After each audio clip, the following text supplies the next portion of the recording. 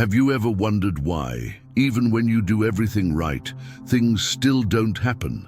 Maybe what's blocking everything you want isn't a lack of action, but too much of it. There's a point within you where the struggle ends and the flow begins. And when you find that point, reality shifts, not because you do more, but because you finally stop forcing. In this video, you'll discover the forgotten technique that turns effort into magnetism and urgency into presence. A method so subtle, yet so powerful, it shifts your vibration without you having to utter a single word. And it all starts now. If you felt this message reach you already, type in the comments, "I've entered the flow." That phrase isn't just symbolic. It's a signal to the universe and an activation of your new frequency. Let's go together. Flow. Don't force. Few minds have plunged as deeply into the mysteries of consciousness as Jacobo Grinberg. A Mexican scientist, neurophysiologist, and scholar of human perception, Grinberg devoted his life to investigating how the mind shapes the reality we experience. He didn't see the world as fixed and objective, but as a construction molded by our inner vibrations. For him, the universe doesn't respond to physical effort, but to energetic coherence. And that is the foundation of what you're about to learn here. Grinberg asserted that there is a subtle field, what he called the neuronal field, where all possibilities reside. This field is shaped not by words or frantic actions, but by the vibrational frequency we emit in silence. When there's tension, the field resists. But when there's alignment, it bends to our favor. And that is precisely what makes the technique you're about to learn so powerful. It doesn't come from effort. It comes from surrender.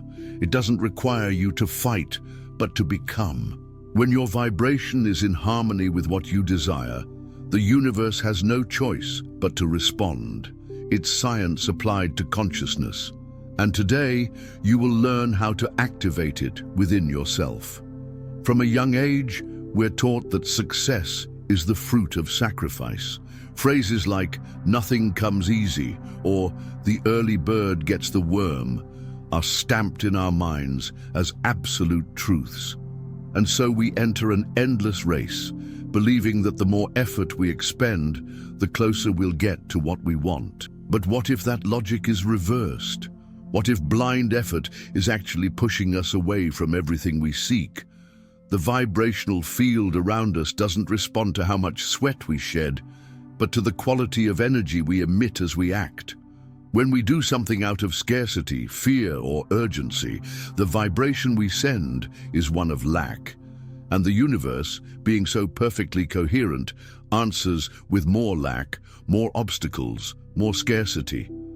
Effort, when loaded with tension and need, becomes resistance. And resistance always creates more blockage. The greatest trap of effort is that it gives us a false sense of progress.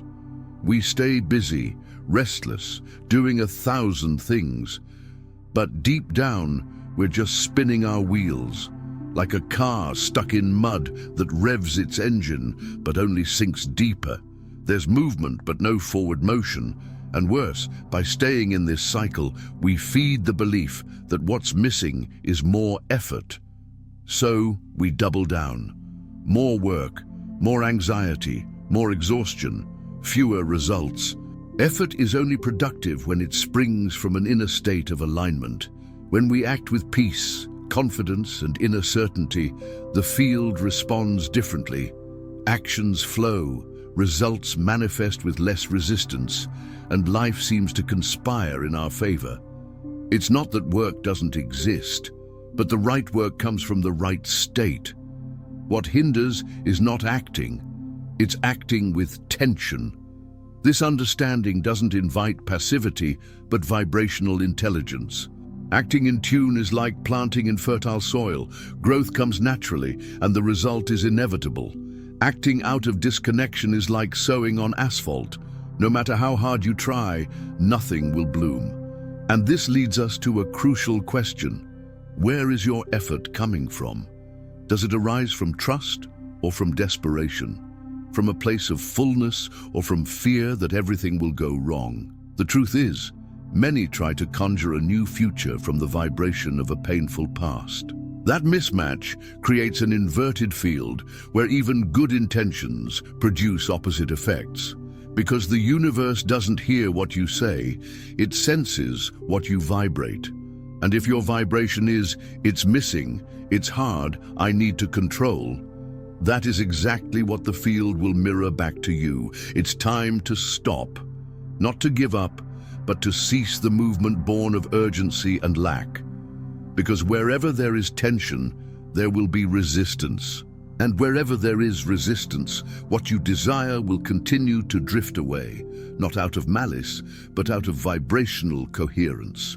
There is a silent point, often ignored, but profoundly transformative. It is the point where you let go, where you stop trying to control, predict, calculate, or convince. And in that very instant, something shifts. Not in the outside world, but in your internal field. This change is imperceptible to the eyes, but glaringly obvious to your vibration. It's the moment you cease forcing and begin allowing. And this point has a name: surrender. Surrender is not giving up. It's not abandoning your dreams or folding your arms waiting for magic. Surrender is true trust. It's acting without attachment, walking without tension, desiring without urgency. It's a vibrational state in which the heart is at peace, even if the eyes haven't seen the result yet. Surrender is the fertile ground where true manifestation unfolds. What keeps many from getting what they want is not a lack of action, but a lack of surrender. When you act out of fear, haste, or the sense that everything depends solely on you, your field contracts. And a contracted field repels. It repels opportunities, signs, encounters, even your own inner answers, because everything vibrates. And the universe responds not to your effort, but to the frequency at which that effort is executed. The frequency of surrender is unlike anything we've been taught. It doesn't shout, it doesn't rush, it doesn't demand. It silences, it observes, it trusts. And by trusting, it aligns with a greater, broader, wiser force. That force isn't external, it's already within you, but it only manifests when you stop trying to control everything. When you recognize that a higher order is in motion and choose to cooperate with it, not compete. Perhaps you've experienced moments of surrender even without realizing it. Those instants when you stopped fighting something and surprisingly everything resolved itself.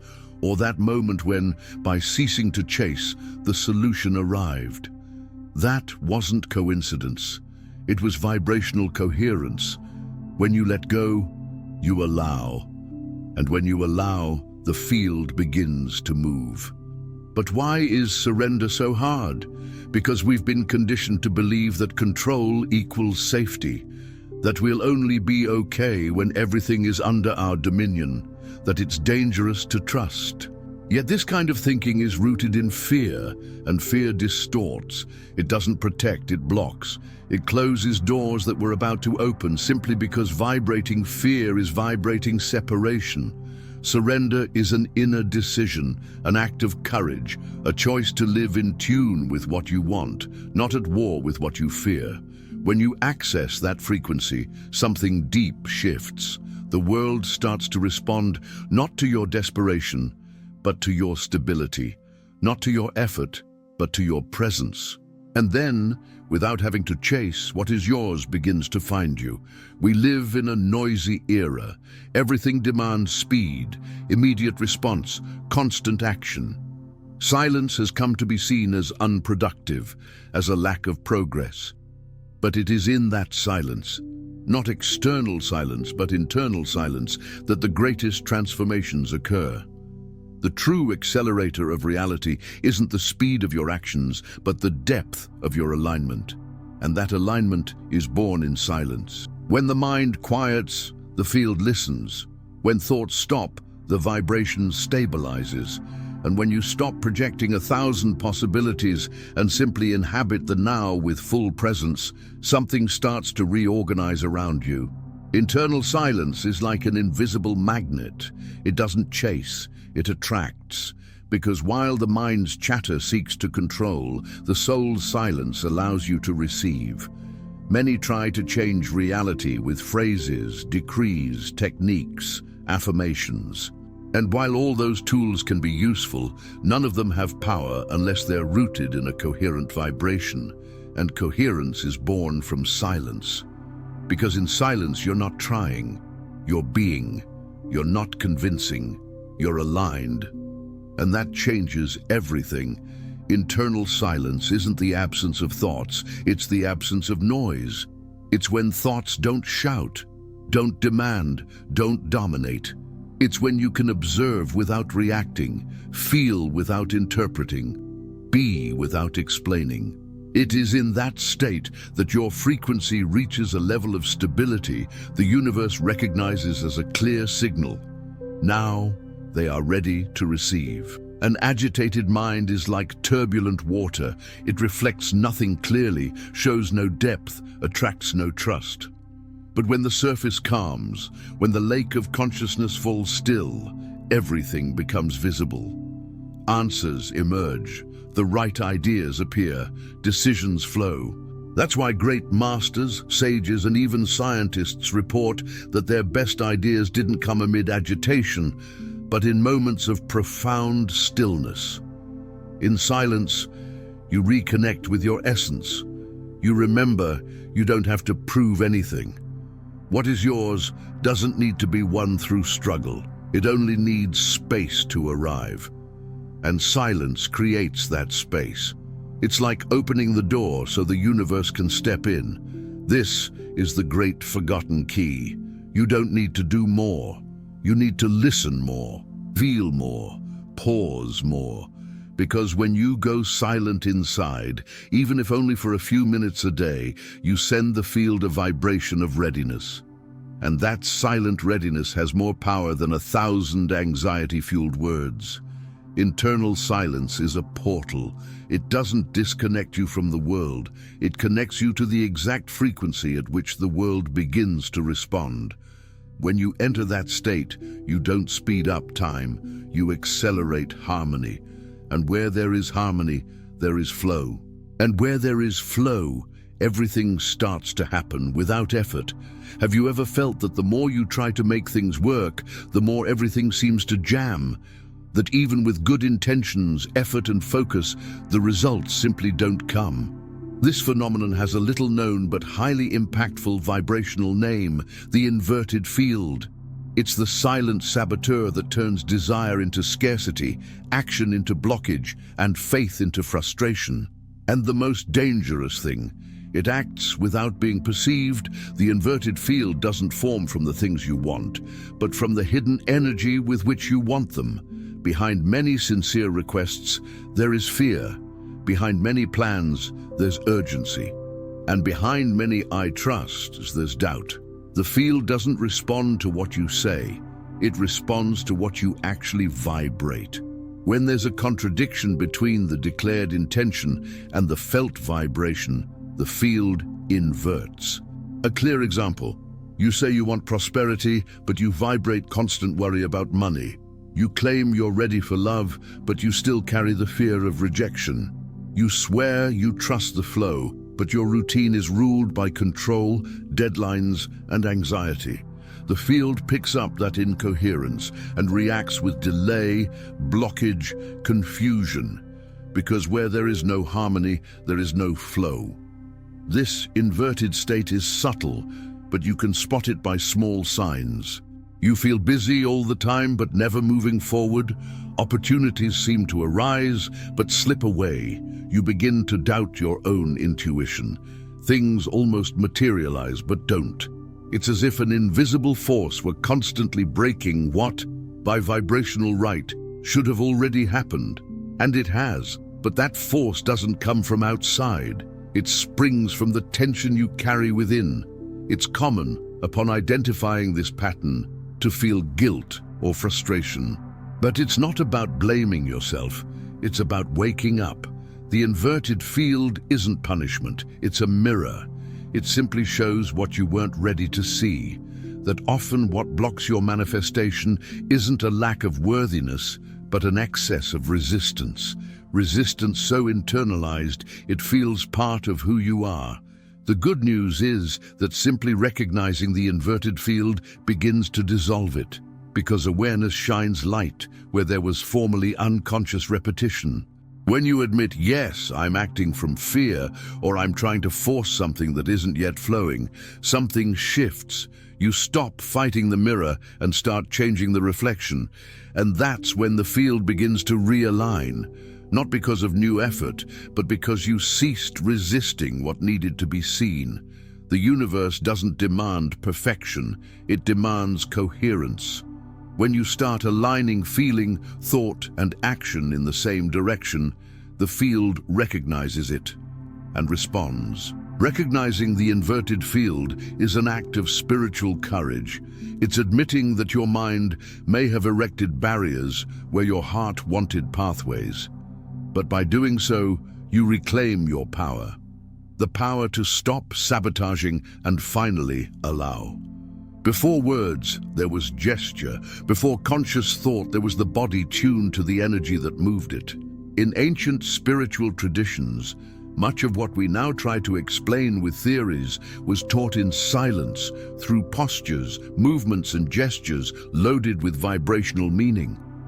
One such gesture, simple in form and profound in impact, has the power to instantly realign the field of the person performing it. It doesn't ask, plead, or demand, it reveals. And this is the forgotten gesture. Its execution is subtle. One hand rests over the center of the chest, the heart, the point of vibrational coherence, while the other hand descends gently toward the earth, palm facing down. At first glance, it seems only symbolic, but in truth, it's a key, a silent declaration that you're no longer vibrating desire, but presence. You're no longer in seeking mode, but in receiving mode. This gesture activates two essential poles of the human being. The heart represents the magnetic center of aligned emotion, silent certainty, and trust that needs no proof. The hand facing the ground represents the grounding of that vibration into physical reality. It's as if, by uniting sky and earth within your body, you tell the universe, I'm ready, I already am. And that changes everything. The power of this gesture lies not in its external form, but in the inner state it summons. When performed consciously, your mind slows down, your body relaxes. Time seems to shift rhythm. Your vibration enters coherence, and in that instant the field around you begins to respond, not with an explosion of immediate effects, but with a subtle, precise, organized movement, like invisible gears starting to turn in your favor. In the oldest initiatory schools, this gesture wasn't taught with words.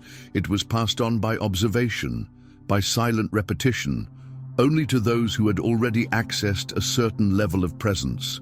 Because it doesn't work as a magic formula, but as a vibrational mirror. It doesn't create anything. It confirms. It communicates to the universe that you've left scarcity, urgency, and control behind and stepped into the vibration of full certainty. As you practice it, you may notice small immediate shifts, a sudden peace in your chest, unexpected clarity in your mind, an internal silence that seems to clear emotional noise. These are the first signs that the field is reorganizing. And the more you return to this gesture, the stronger it becomes as an internal code, a physical reminder of who you already are, even when the mind tries to forget. The forgotten gesture is a bridge between the invisible and the visible, between vibration and form, between spirit and action. It needs no explanation. It needs presence. And when performed with true surrender, it activates a kind of magnetism that cannot be forced, only felt. There comes a point in the seeker's journey when they finally understand. It's no longer about trying, desiring, or repeating mantras. It's about becoming. It's at this stage that the state Ket is born, an almost forgotten name mentioned in ancient records. yet carrying one of the greatest vibrational keys there is. Ket is not a technique, it's a frequency. It's when you stop trying to conduct life's music and become the sound. In the Ket state, there is no effort, no haste, no tension. There is only a silent, vibrant presence that reorganizes everything around, without words, without gestures, without commands. It's the field responding to the highest coherence of being. Ket is the point where I want disappears and I am stabilizes, where the universe no longer needs signals because you have become the signal. This state cannot be accessed by willpower. It is activated when you finally cross the threshold between control and trust. When you stop trying to make things happen and begin allowing them to happen. It is a subtle collapse of the ego where the mind tries to resist. It wants to plan, measure, guarantee. But consciousness has already chosen to trust. And in that moment, something invisible repositions itself within you. Manifestation at this point stops being a goal and becomes a consequence. You don't attract because you want. You attract because you have become compatible. Love appears because your vibration now holds it. Money comes because your presence no longer vibrates lack. Answers emerge because internal silence created space to hear them. Ket is the end of seeking and the beginning of natural magnetism. The most surprising thing is that upon entering this state, life doesn't change with fanfare. It changes with subtlety. It's as if a breeze shifted direction without announcement, and you gradually realize that everything is rearranging. People begin to listen more attentively. Time feels more flexible. What was stuck starts to flow. And that isn't magic, it's resonance. Ket is the opposite of excess. It dissolves the desire that screams, the anxiety that burns, the fear that paralyzes, not by eliminating those feelings, but by transcending them. By vibrating Ket, you no longer try to solve everything. You stop creating the problems you once needed to solve. The vibration stabilizes, and that silent stability is irresistible to the field. But there's one caveat. Ket only holds if you don't try to use it as another tool of control.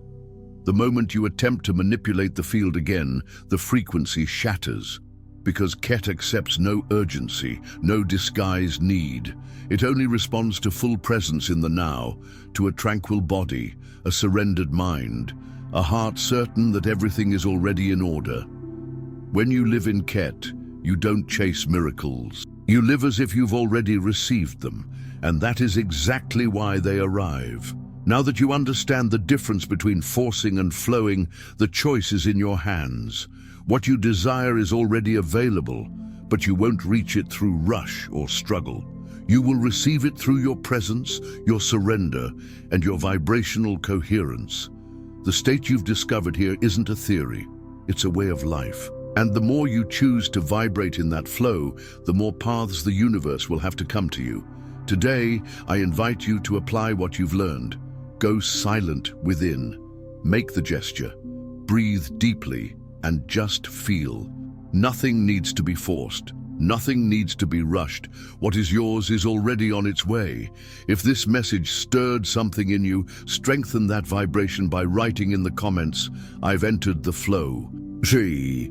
That phrase is more than a comment. It's a declaration to the universe and a collective energetic reinforcement. And if you want to keep receiving content like this, subscribe to the channel now.